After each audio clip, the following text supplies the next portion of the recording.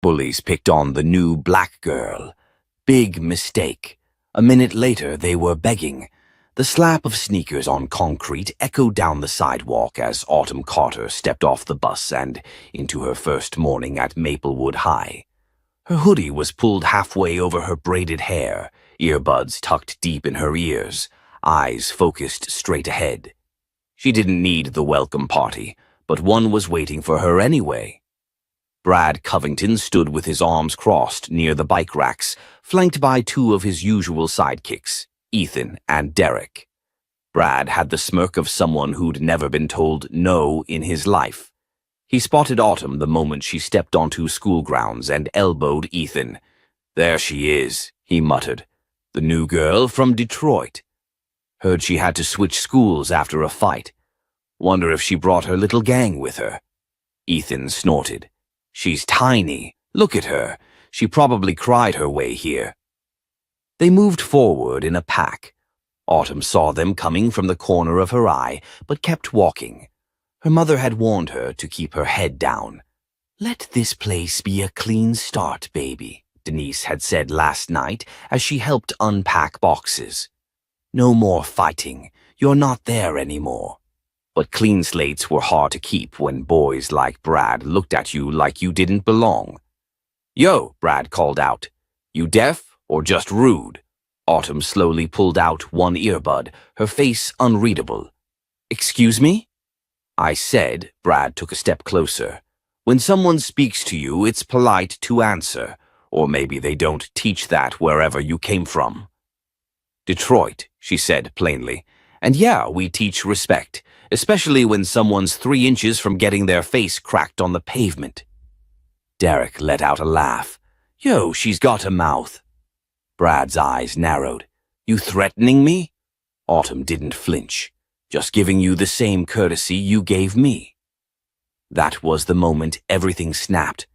Brad lunged, going for her shoulder. It was meant to intimidate, not hurt. He wasn't dumb enough to hit a girl on school grounds, not yet, but he didn't get the chance. In a blink, Autumn grabbed his wrist, twisted, and sent him spinning off balance. He stumbled back into Ethan, who cursed and shoved forward. Derek tried to swing wide from the side. Autumn ducked, hooked her leg behind his knee, and dropped him with a smooth sweep.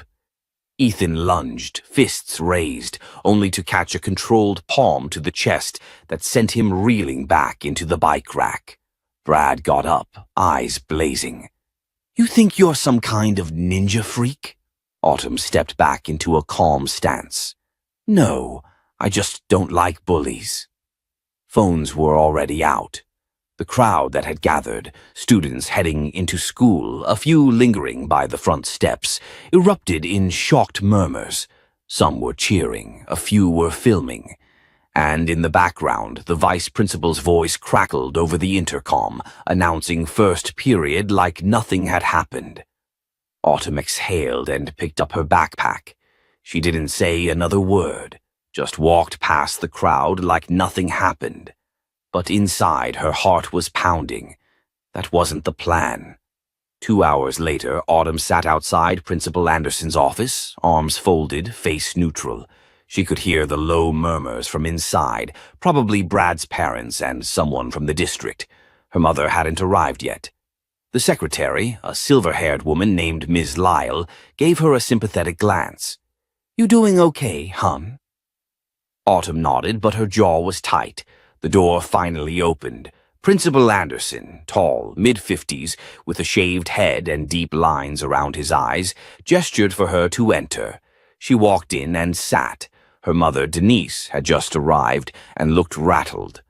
"Autumn," she hissed, "what did we say about this?" "It wasn't my fault," Autumn said calmly. Mr. Anderson raised a hand. "Let's get the facts first." Brad's father, a broad-chested man in a tailored suit, stood near the window. His expression was pure contempt. "That girl assaulted my son and 2 other boys in broad daylight," he snapped. "They could have been seriously injured." Mr. Anderson turned toward Autumn. "Tell me what happened. From the beginning." She did, without exaggeration, without heat. Just the facts. When she finished, Mr. Anderson rubbed his temple. We've reviewed the footage from student phones. It aligns with your version of events. You acted in self-defense.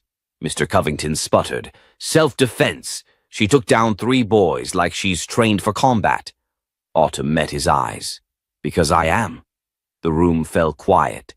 I used to compete in youth MMA circuits. She added, but I stopped after. Some things happened. I didn't want to be that girl anymore. I just wanted to blend in. But you didn't run, Denise said softly. Autumn's eyes didn't leave Mr. Covington's. Not this time. Principal Anderson leaned back in his chair.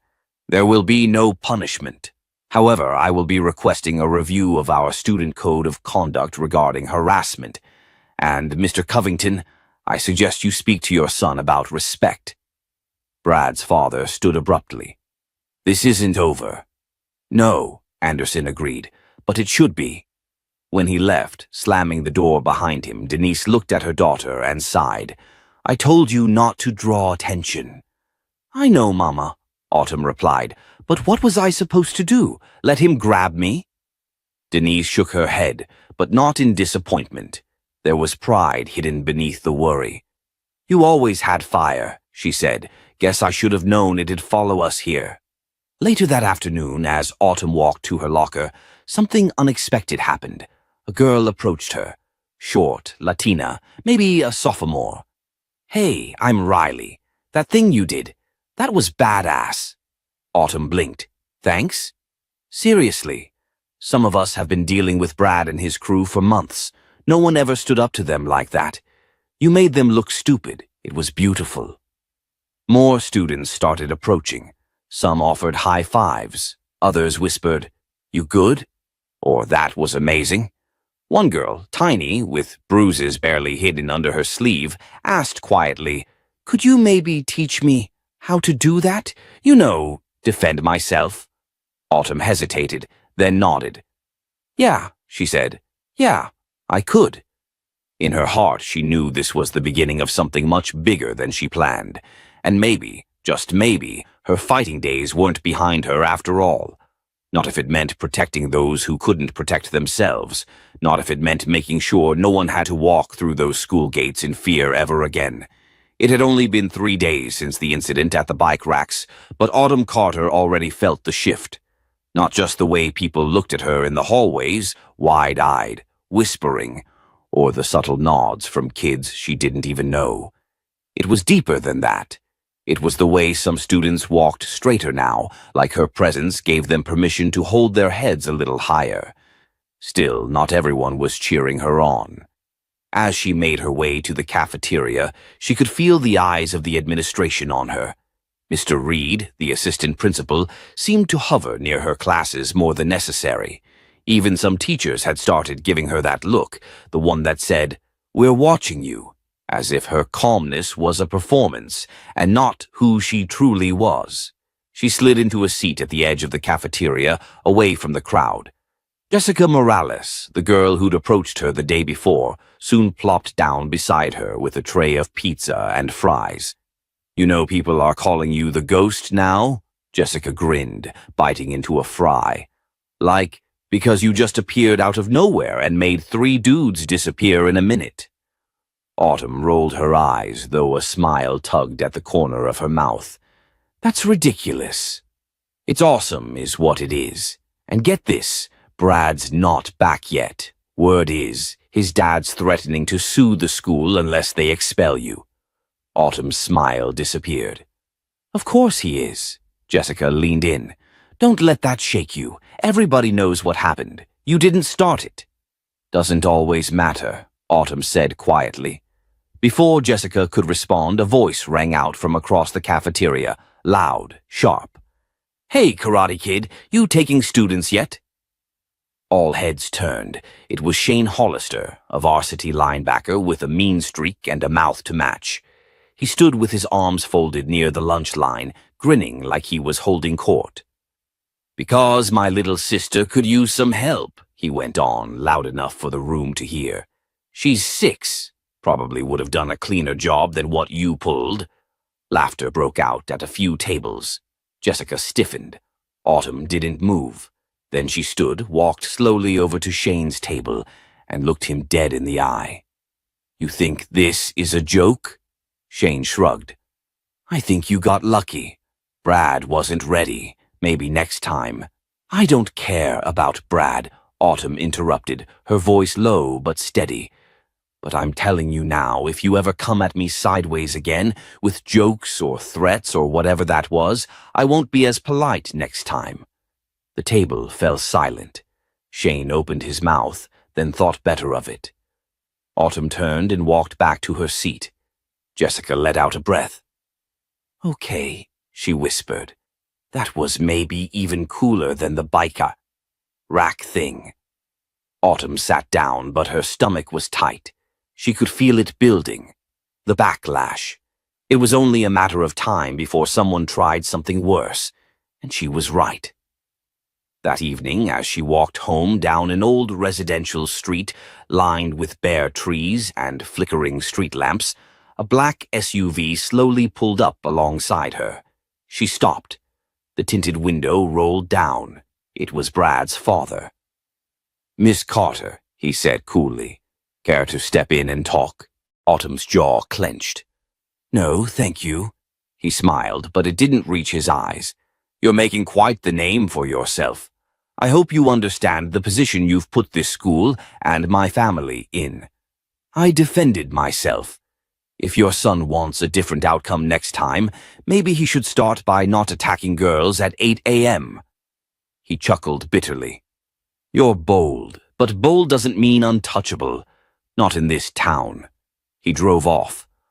Autumn didn't breathe for several seconds. Her hands were shaking, but her spine stayed straight. She'd been threatened before. Back in Detroit after her last tournament, there had been whispers. A girl that good, that fast, couldn't possibly be clean, couldn't possibly be normal.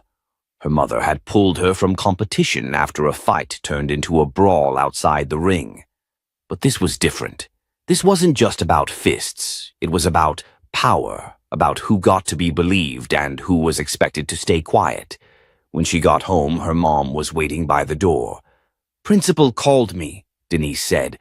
"Told me the Covingtons are pushing hard. Said you escalated something today in the cafeteria." "He tried to humiliate me. I didn't touch him." Denise pressed her lips together. "They don't care about the truth, Autumn. They care about optics, reputation." Autumn looked at her mom, eyes shining. "So what do I do? Stay quiet? Let them bury me?" "No," Denise said softly. "You stay smart." The next day, Autumn sat alone again at lunch. But this time, a new figure approached. Coach Darnell, head of the school wrestling team, dropped into the seat across from her. He was in his 40s, built like a truck, and rarely smiled. "You really trained under Leon Davis?" he asked. Autumn looked up, surprised. "You know him?" "I was at Nationals when he took that belt in 2004. You moved here from his gym?" "I used to compete under his camp. Not anymore." He studied her. "Kids talk. I watched the footage. You're the real deal." Autumn nodded slowly.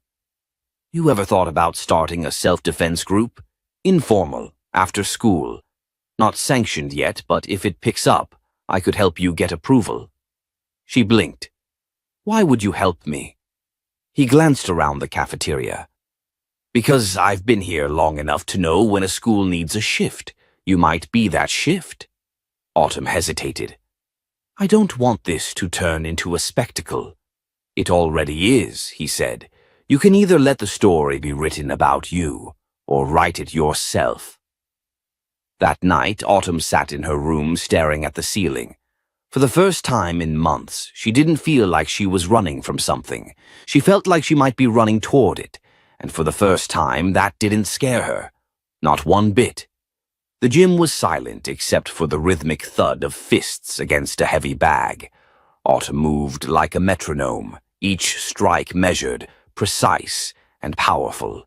Sweat ran down her brow, but her eyes stayed locked on the leather. She wasn't just training. She was sharpening. After what happened with Brad, after the encounter with his father, and after Shane's cafeteria mockery, she knew things were shifting. and the storm was coming fast. Across the room, Coach Darnell leaned on the wall, arms crossed, observing quietly. He'd opened the weight room early for her. No questions, no speeches, just respect. And that was rare in this town. "You're holding back," he finally said. Autumn stopped. Her shoulders rose and fell with her breath. "I'm being careful." Careful's how people like Brad end up thinking they can win. You want to stay safe, you play smart, but you don't ever dim your fire to make people comfortable. Autumn grabbed a towel and sat on the bench. "Coach, why are you really helping me?" He looked at her for a long moment. "Because I've seen girls like you come and go. Strong, brilliant. But this system, it eats kids like you. You're not the first black girl to walk into this school and threaten the status quo. You might be the first who can actually survive it." Autumn didn't respond. She didn't have to. The silence between them said enough. But while she was gaining power in the gym, outside those walls, the game was changing. At lunchtime that day, whispers followed her like shadows. A rumor had started, one that she forged medical records to enroll, another that she'd been kicked out of her last school for assault. None of it was true, of course, but it didn't matter, because lies traveled faster than any truth ever could. She pushed open her locker after English class and found a note taped inside. "Go back to Detroit. We don't need your kind here." Her fingers crumpled the paper into a tight fist. That night at dinner, her mom noticed the tension. "You haven't said a word since you got home." "Rough day?" Autumn hesitated, staring at her pasta. Then she sighed. "They're trying to break me. Not just Brad or his goons. Everyone. The teachers who look through me, the whispers, the lies. Like I'm some threat just for existing." Her mom reached across the table, touching her hand. "You are a threat," Denise said calmly, "but not for the reasons they think. You're everything they're afraid of. Smart, strong, unshakable." Autumn smiled faintly. "I don't feel unshakable." "No one does. Not even the heroes. They just keep showing up anyway." Later that night, Autumn sat by the window with her phone. Messages were coming in faster than she could keep up with.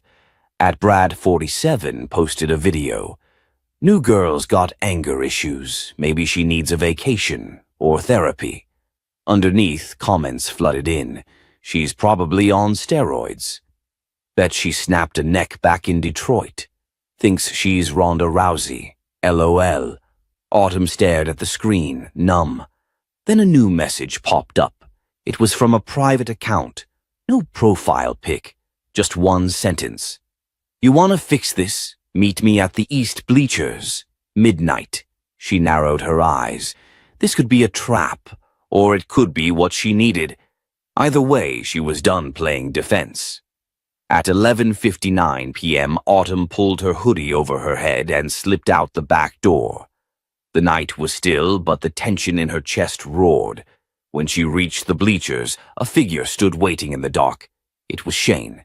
Not in his usual bravado. He was alone, hands in his pockets, jaw tight. "You showed," he said. "You're the one who called me out. So say what you came to say." He looked down for a moment, then back at her. "I was there when Brad's dad came to the school. Heard him tell Principal Knowles that either you get expelled or the Covington Foundation pulls funding." Autumn's face didn't change, but inside, her heart pounded. "They're pushing hard," Shane continued.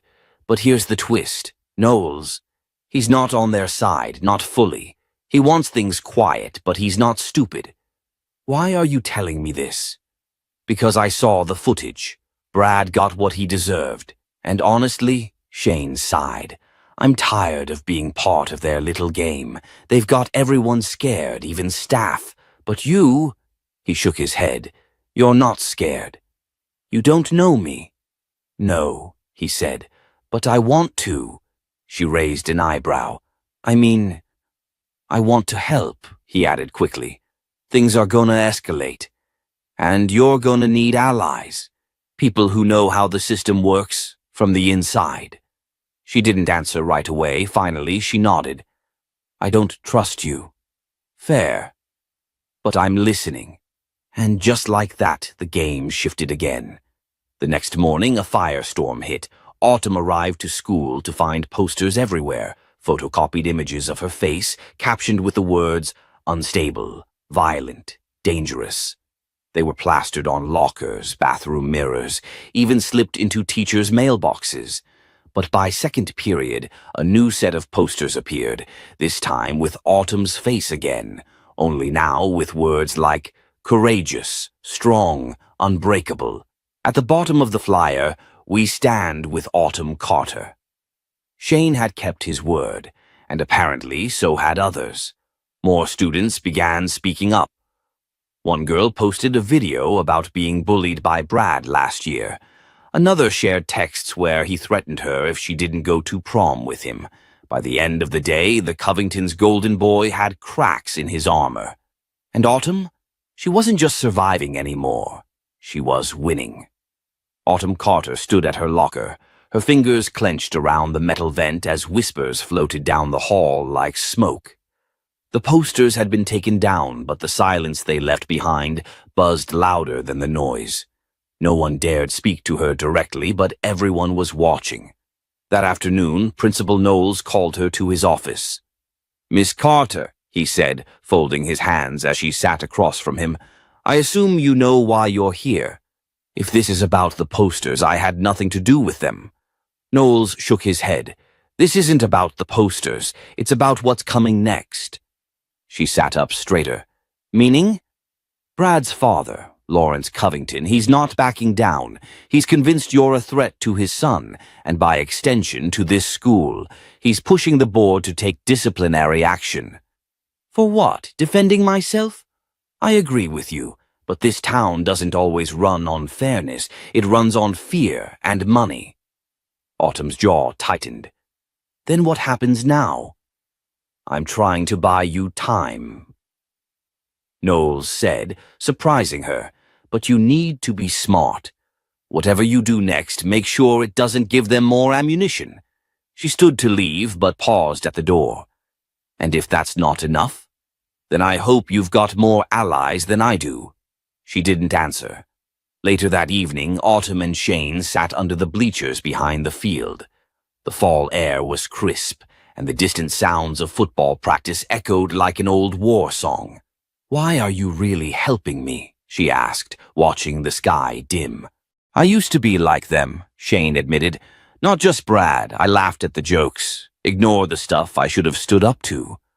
I thought if I stayed quiet, I was safe. But when you punched him that day, it woke something up. You realize this doesn't make us friends. I'm not asking for friendship, just a shot to do the right thing. Finally." She let the silence settle, then nodded once. "I need information," she said, "about Lawrence Covington, why he's going so hard." Shane thought for a moment. "His foundation sponsors the entire school district, athletics, scholarships, even the cafeteria contracts. If he thinks someone's threatening that control, he'll burn it all down just to prove a point." "He's afraid," Autumn said. "That's good." Shane raised an eyebrow. "You think he's afraid of you?" "I think he's afraid of what I represent, a girl who fights back." The next day, things exploded. Brad walked into school with a fresh bruise under his left eye and a smug grin on his face. "You're done," he whispered as he passed Autumn in the hallway. "You'll wish you never stepped foot in this town." During fourth period, an announcement came over the intercom. "All students, please report to the auditorium for a mandatory assembly." The lights dimmed as Principal Knowles stepped onto the stage. "As many of you know," he began, "recent events have put our school under considerable scrutiny. Allegations of bullying, retaliation, and inappropriate behavior have surfaced." Autumn sat in the center row, her chest tight. "In response," Knowles continued, "the school board has requested a review of these incidents. Until then, the following students are being placed under investigation and temporary suspension." A murmur swept the room. Bradley Covington, Tyler McCree, Marcus Henderson.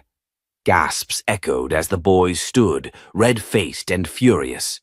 Autumn turned slowly toward Shane, who sat a few rows back. He gave her a subtle nod.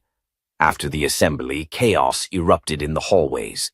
Brad cornered Shane near the gym. "You little snitch," he growled. "You think this changes anything?" "I didn't snitch," Shane said calmly. "I told the truth." "Big difference. You don't know what you've started." "Neither do you." Meanwhile, Autumn found herself pulled aside by Mrs. Langston, the AP English teacher known for her sharp tongue and a sharper memory. "Autumn," she said, her voice low. "Word is you're not just some tough girl from Detroit." Autumn didn't flinch. "You hear a lot of words in this place." Langston smiled knowingly. "Be careful. When people start seeing you as a threat, they don't just fight you, they try to erase you. What would you do?" "Me?" Langston chuckled. "I'd give them a reason to remember my name." That night, Autumn couldn't sleep. She opened her laptop and began writing. Not an essay, not a speech, but a letter. A statement, her story. She wrote about being followed in the halls, having her food dumped, being humiliated in front of a crowd. She wrote about the power dynamics, the silence from staff, the whispers of corruption. And then she told the part no one knew. "I am a national youth MMA champion. I trained for years not to fight, but to never be a victim again. I didn't come here to cause trouble, but I won't apologize for surviving it." She posted it anonymously to the school's online forum and closed the laptop. By morning, the letter had gone viral. Students shared it. Teachers whispered about it. Even the news picked it up. But what Autumn hadn't expected was what happened next. During lunch, a girl named Jada, quiet, invisible to most, stood up in the cafeteria and raised her phone. "This is my story," she said. "Last year, I told the counselor Brad followed me home. She told me to stop dressing provocatively. She never filed a report." Then another student stood, and another. One by one, they began to speak. By the time Autumn walked out of the cafeteria, her hands were shaking, not with fear, but with fire. This wasn't just her battle anymore. It was a reckoning. The day after Autumn's letter went viral, Lincoln High didn't feel like the same place. There was a crackle in the air, like the moment before a thunderstorm hits. Whispers no longer followed her in shame. They floated with curiosity and awe. And most importantly, people were talking. Not just about her, but about everything that had been bubbling beneath the surface for years. But not everyone was impressed.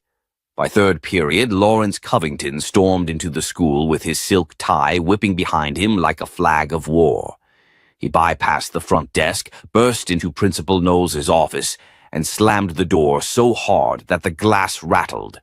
"My son is being persecuted," he snarled, "and your school is about to pay the price." Knowles didn't flinch. "Brad is under investigation, Mr. Covington, for multiple credible accusations. From some anonymous girl who thinks she's better than everyone. From a dozen students, all independent, all aligning. You know who I am, what I fund, what I control. You know what happens if you don't make this go away?" Knowles leaned back in his chair, steady. "Then maybe it's time you ask yourself what happens if I don't." Outside, Autumn had been summoned to the counselor's office, not by request, but demand. Ms. Tannen stood waiting, stiff like she was trying to pretend this meeting was standard procedure. "Have a seat, Autumn." She did. "I understand you've been expressing some concerns lately." Autumn tilted her head. "Concerns? Or the truth?" Tannen sighed. "What you wrote has caused quite a stir. Parents are calling, reporters are sniffing around, and the board, well, they're not happy." "With me?" "With the school, but you're the lightning rod." Autumn didn't blink. "I'm not afraid of lightning." "Let me be clear," Tannen continued. "If this escalates further, it could affect your academic record, your eligibility for scholarships, college admissions." So I should stay silent so they don't mess with my future? I'm saying be careful how you proceed. Autumn stood. You're not worried about my future. You're worried about your job. And she walked out, heart pounding but steady. Later that day, as she was leaving her last class, Shane caught up to her. You need to see this, he said, pulling out his phone. He opened a video. The footage was grainy, taken from a hidden angle but unmistakable. Brad and his friends standing behind the gym, circling a smaller student. Isaiah Miller, a freshman. One of the boys shoved him. Brad laughed and pushed him again. Then a punch. The kid stumbled to the ground. Laughter. Autumn stared at the screen, her fists tightening. When was this? Last week. Someone just sent it to me. Said they were too scared to go public. We're not waiting. We take it to the board. And the media. Shane hesitated. Are you sure? It could blow everything up. Good, Autumn said. Let it explode. They arranged a meeting that night in the public library's back room. Shane, Autumn, and 6 other students who had either witnessed or experienced harassment. Each had a story. Each had stayed silent until now. I watched Brad pour soda into my locker, said Chelsea, a junior. Every day for 3 weeks. I told the assistant principal. Nothing happened. Tyler followed me home, added Marcus. Said if I told anyone, he'd ruin my life. I believed him. I don't even care if he gets expelled, said Isaiah quietly. I just want it to stop. Autumn stood. Her voice was calm, but her words cut sharp. This isn't just about me anymore, or Brad. It's about a system that let it happen, that covered for it, that protected power instead of people. Shane nodded. So what do we do? Autumn pulled out a flash drive. We're going public. Tonight. They uploaded everything, the videos, the testimonials, the letter, to a website Shane built. They named it Truth at Lincoln. By midnight, it had 1,000 hits. By morning, the town was on fire. Brad's father held a press conference outside the district office. He wore a navy suit and a righteous scowl. These are lies, he declared. Fabrications meant to damage my family's name. We will pursue legal action against those responsible. But then a bombshell dropped. Autumn had contacted an outside civil rights organization. They launched a formal inquiry into the school, the district, and Covington's financial entanglements. The press latched on. And for the first time, Lawrence Covington didn't look like a man in control. He looked scared. Autumn watched it unfold from her living room, her mom beside her, silent. You didn't tell me everything, her mom said finally. Autumn looked down. I didn't want you to worry. I'm always going to worry. That's the job, but I'm proud of you. She squeezed Autumn's hand. You're doing something I never could. That night, Autumn couldn't sleep. Not out of fear, but because her mind wouldn't stop racing. There was more coming. She could feel it. Just before dawn, her phone buzzed. A message, no name, just a screenshot. A hidden email thread between school officials discussing how to handle the Autumn Carter situation. Her name, her records, a quiet suggestion to transfer her out for her own safety. It hit her like ice. They weren't done. The system was still fighting back. And now it was personal. Autumn didn't blink as the email thread glared back at her. The words danced between lines of polished bureaucracy, but their meaning screamed loud and clear. They wanted her out, not for her protection, but to protect themselves. She forwarded the screenshot to Shane with a single line, "We're not done." By first bell, the tension at Lincoln High had escalated to something almost physical. Students checked their phones every 5 minutes, group chats exploded with theories, and teachers, normally chatty, now walked halls tight-lipped and nervous. Shane met Autumn at her locker, his brows knitted tight. You saw the email? I did. Looks like I've officially gone from nuisance to threat. He exhaled. We need to show the school board this, publicly. Make it impossible for them to pretend they didn't know. Autumn didn't hesitate. And I want to do it at the town hall, tomorrow night. Are you serious? That's live streamed. Everyone will be watching. Exactly. For the next 24 hours, she worked like a machine, drafting a speech, compiling evidence, coordinating with the students who'd share their stories. A few parents even reached out, quietly offering support. One of them, Mrs. Nguyen, offered her a ride and stood ready to testify about how her son had been ignored after reporting bullying months ago. And then came the surprise. Just hours before the town hall, Autumn received a message request from an unknown number. At first, she thought it was another threat. But the message simply read, "I need to talk. Please. I messed up." Brad. She stared at it for a long moment. Shane, standing beside her, shook his head. "Don't trust him." "I don't, but I want to hear what he has to say." They met in the back lot behind the gym, same place where Brad used to corner kids without cameras around. Now it was different. He waited alone, hands in pockets, shoulders hunched. He didn't look cocky anymore. He looked lost. "I didn't know it would go this far," he said, his voice hoarse.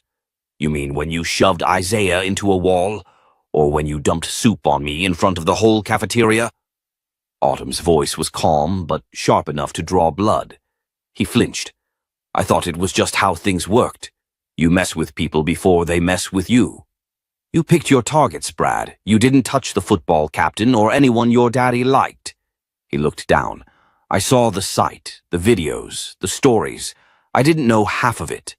I'm not asking for forgiveness. I don't want this to be who I am forever." Autumn crossed her arms. "Then you've got work to do, real work, not performative apologies." He hesitated. "Can I come to the town hall tomorrow? Say something?" She considered it. "That's not up to me, but if you show up, you better be ready to own everything." Brad nodded. For the first time, she saw fear in his eyes, not of her, but of the person he'd been. The next evening, the town hall was standing room only. Parents, teachers, students, reporters, they all packed into the old auditorium like they were waiting for a verdict. The school board sat stiff at the long table in front, their expressions blank, their hands nervously clasped. Autumn stepped up to the microphone. "My name is Autumn Carter. I'm a junior at Lincoln High, and I've spent the last 3 weeks living through something I wouldn't wish on anyone." She spoke clearly, her voice unwavering. She recounted everything: the bullying, the silence from teachers, the threats, the institutional gaslighting. Then, with a deep breath, she pulled out the printed emails. "These are from your own staff. You knew what was happening. You called me a disruption and planned to transfer the problem. I am not the problem. The system is." A hush fell over the room as Shane queued up the video of Isaiah being assaulted. Audible gasps rippled through the crowd. A woman in the front row covered her mouth. One board member visibly swallowed. Autumn paused. "But I didn't come here just to point fingers. I came here to demand change." She laid out the proposals she and her peers had drafted. A clear anti-harassment policy with real consequences. An anonymous reporting system. Student-led panels to hold the administration accountable. Mandatory sensitivity training. Then came the twist. Brad stood up from the back row, alone. He walked to the mic slowly, eyes down, and when he looked up, he was shaking. "My name is Brad Covington. I'm part of the problem." The room froze. "I bullied students. I used my last name like a shield. I knew people were afraid to speak up because of me, and I liked it.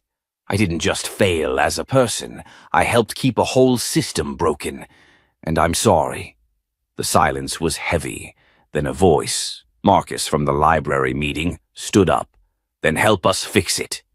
And just like that, the room shifted. It didn't absolve Brad, but it cracked something. That night, the board adjourned early. They promised to meet in emergency session. Outside, as reporters swarmed and cameras flashed, Autumn stood quietly by the flagpole. Her mom found her there. You shook the ground tonight. Autumn looked up. It's not over. No, but the ground is moving.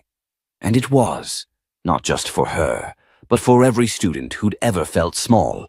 For once, Lincoln High felt like it was listening. Autumn sat in the back of her mother's car, staring out the window at Lincoln High, now bathed in early morning fog.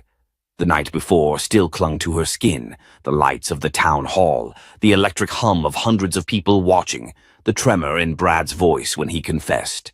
She hadn't slept, not because of fear, but because of everything that came next. The school board hadn't responded publicly yet, not a word. But the story had exploded overnight. Local news had already picked up clips from the live stream. The hashtag #StandWithAutumn was trending. Students were tagging their own stories.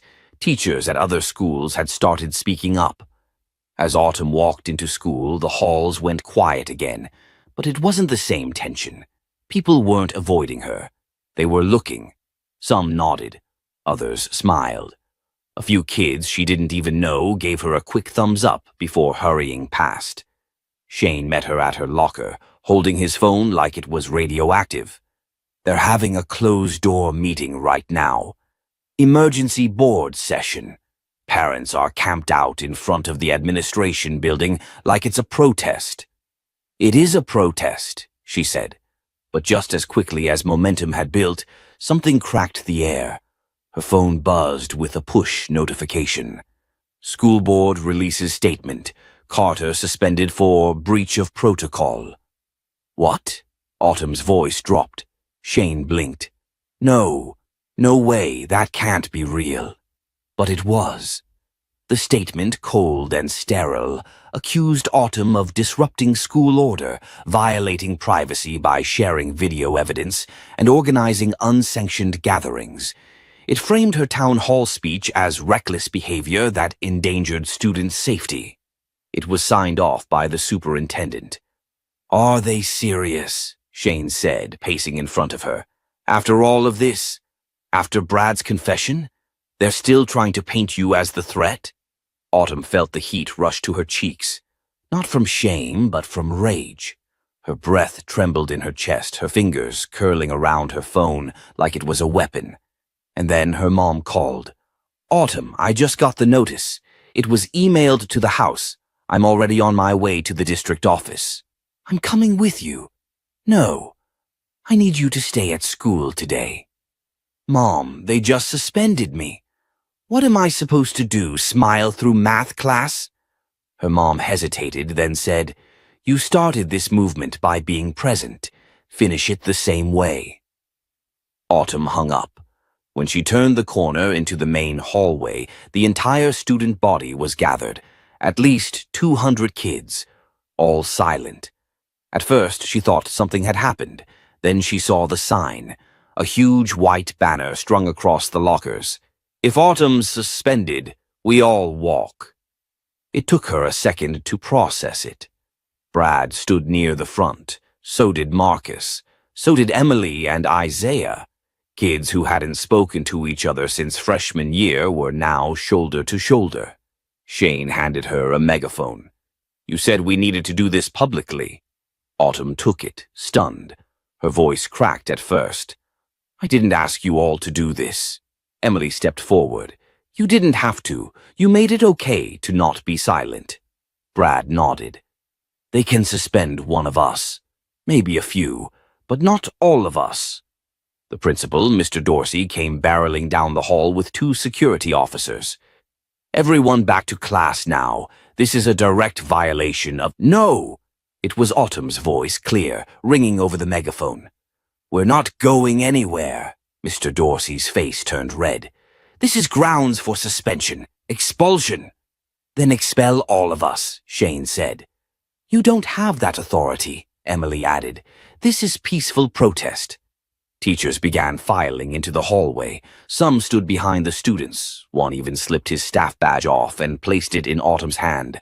I've been waiting for someone brave enough to do this, he whispered. Then, like it had been waiting its whole life, the building cracked into cheers. Kids began chanting, Justice for Autumn! Justice for Autumn! The sound rose to the rafters, echoed down the stairwells, out into the parking lot. The district office couldn't ignore it. That afternoon, the school board called for a press conference. Autumn, standing in front of the Lincoln High steps, watched as the superintendent took the podium, flanked by several board members, now looking far less smug than they had days ago. "We have reassessed our decision in light of new evidence and community response. Autumn Carter's suspension has been rescinded." Muted applause from the adults, roars from the students behind her. "But more importantly," the superintendent continued, "we acknowledge a failure in oversight, in leadership, and in our responsibility to protect our students. Effective immediately, a full independent investigation will begin. Staff members who fail to report bullying will be reviewed. We will also establish a student oversight council to address discrimination and harassment complaints moving forward." Autumn didn't smile. She turned to Shane, whispering, "I want more than policy. I want accountability." And she would get it. Later that night, she sat on her porch, legs tucked under her, watching as a late summer breeze stirred the leaves. Her mom brought her a cup of tea and sat beside her. "I'm proud of you," Autumn exhaled slowly. "It's not over." "No," her mom said, "but you've made sure it's finally begun." The auditorium at Lincoln High had never been this full, not even for graduation. Local reporters lined the back, cameras rolling. Parents squeezed shoulder to shoulder along the aisles, some still holding protest signs.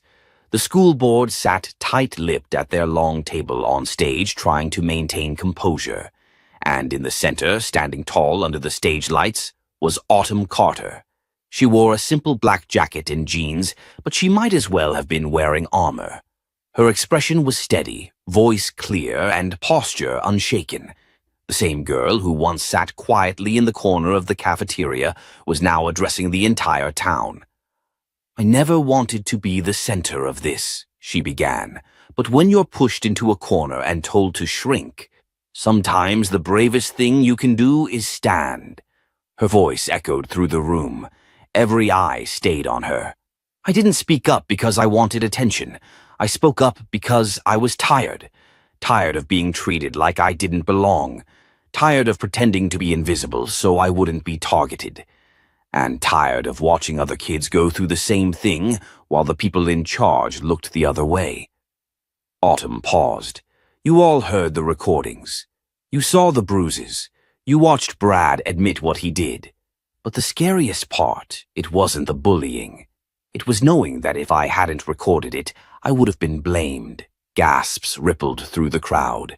Parents exchanged looks. Teachers stared down at their laps. "But here's the thing," Autumn continued. "This isn't just about me. This school has failed a lot of students. Kids who were told to toughen up. Girls who were told to stop overreacting. Boys who were told to handle it themselves. And students of color who were told to stop playing the race card." She stepped forward. "We're not asking for special treatment. We're asking for fairness, safety, a chance to come to school without fear." Silence blanketed the auditorium. Then, slowly, a single clap. Then another. Then the room erupted. The board couldn't hide anymore. They stood, nodding solemnly. One by one, they stepped up to the mic and promised change. Policies revised, accountability measures installed, anonymous reporting systems, staff retraining, new leadership. And in a twist no one saw coming, Principal Dorsey, who had been silent throughout the chaos, walked up to the stage, turned to the crowd, and spoke. "I failed you," he said. "I failed this school, and for that, I resign." It was the final blow. The next morning, local news stations ran the headline, "Lincoln High, Student Forces System Overhaul." Photos of Autumn standing firm at the podium went viral. Even a few national outlets picked up the story. But Autumn didn't do it for fame. She spent the following weeks helping organize peer support groups.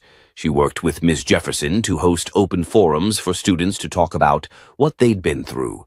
She even met with state representatives to advocate for safer school environments. Brad? He transferred out. But before he left, he handed Autumn a handwritten apology. I was taught to lead by force. You led by courage. I see the difference now. It wasn't forgiveness, but it was a start. The school changed, the students changed, and Autumn? She became a name people didn't whisper about in hallways, but one they said with pride. Months later, on a calm Saturday afternoon, Autumn sat outside with her camera phone, recording a short video. Hey guys, if you followed this journey, thank you. This isn't just my story, it's ours. If you've ever felt voiceless, unseen, or unprotected, I hope this reminds you that one voice can shake a system. She smiled into the lens. If you believe in that too, hit like, subscribe, and share this with someone who needs to hear it. Because sometimes, the quietest person in the room is just waiting for the right moment to speak. She hit post, and somewhere across the country, another kid watched it and stood a little taller. If this story moved you, don't forget to like, subscribe, and turn on notifications for more powerful stories just like this. Your support helps voices like Autumn's get heard. Let's stand up together.